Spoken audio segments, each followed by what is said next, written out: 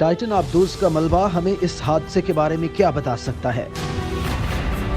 बहरी ओकेनोस की तह में मौजूद टाइटन आबदोज के मलबे से मिलने वाले तमाम अहम पुर्जे हॉरिजॉन आर्कटिक नामी बहरी जहाज ने माहिरीन तक पहुंचा दिए हैं। बंदरगाह पर लाए जाने वाले इन पुर्जों की तादाद से अंदाजा होता है कि बहरी जहाज से मुंसलिक इंतहाई गहरे पानियों में काम करने वाला रोबोट इंतहाई अहम पुर्जों को सतह तक लाने में कामयाब हुआ। इनसे तहकीक करने वालों को 11 रोज कबल टाइटन के ज़ेरे आब तबाह होने की असल वजह मालूम होगी। न्यू फाउंडलैंड की सेंट जॉन्स बंदरगाह पर एहलकारों ने इन पुर्जों को ढकने की पूरी कोशिश की, लेकिन इसके बावजूद भी अक्सर पुर्जों की शनाख्त की जा सकती है।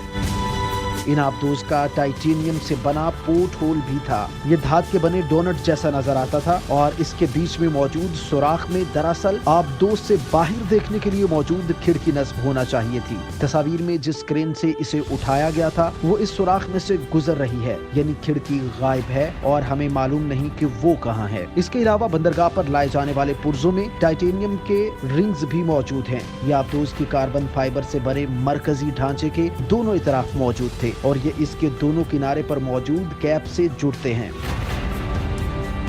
इन पुर्जों के अलावा भी ट्रक्स पर मलबे के कई लफाफे लादे गए। हमें ताहाल ये मालूम नहीं कि इनमें क्या है। क्या इनमें कार्बन फाइबर के ढांचे के टुकड़े मौजूद हो सकते हैं? अगर इनकी मौजूदगी की तस्दीक हो जाती है तो तफ्तीश करने वालों को इसका मुआयना करने के बाद ये जांचना होगा कि क्या ऐसे सबूत मौजूद हैं कि कार्बन की तहें अलहदा हो रही थी, खास तौर पर उस जगह पर जहाँ रिंग्स और कार्बन फाइबर जुड़ते हैं। एक बड़ा पुर्जा जो बंदरगाह पर लाया गया वो आबदोज के पिछले हिस्से में नस्ब था। जब आबदोज पानी में जा रही थी तो इस पर एक खोल चढ़ा हुआ था। तस्वीर से वाज़ेह है कि इसे उस दौरान बहुत ज्यादा नुकसान का सामना करना पड़ा और ये आबदोज से टूटकर अलहदा हो गया।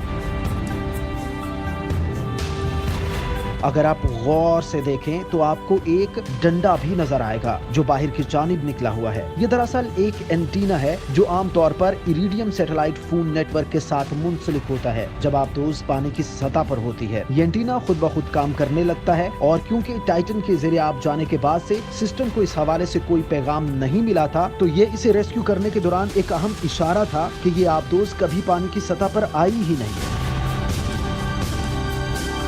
जो धात के बने लंबे डंडे ट्रक्स पर मुंतकिल किए गए वो इस आबदोज के लैंडिंग फ्रेम की बाकियात थी, जिसके जरिए आबदोज वर्कशॉप या लॉन्च की जगह पर एक जगह खड़ी होने में कामयाब होती थी। ये बाकियात टाइटेनियम रिंग्स के साथ जुड़े हुए थे। इस दौरान बरामद होने वाले बड़े सफेद रंग के पैनल्स आबदोज की बाहरी सतह का हिस्सा हैं। ये इन तारों और ट्यूब्स को ढकने के लिए लगाए गए थे जो कार्बन फाइबर ढांचे के ऊपर मौजूद थे। बहरी जहाज से कोई ऐसे कंटेनर्स उतरते नहीं देखे गए जिनमें आमतौर पर इंसानी बाकियात को मुंतकिल किया जाता है।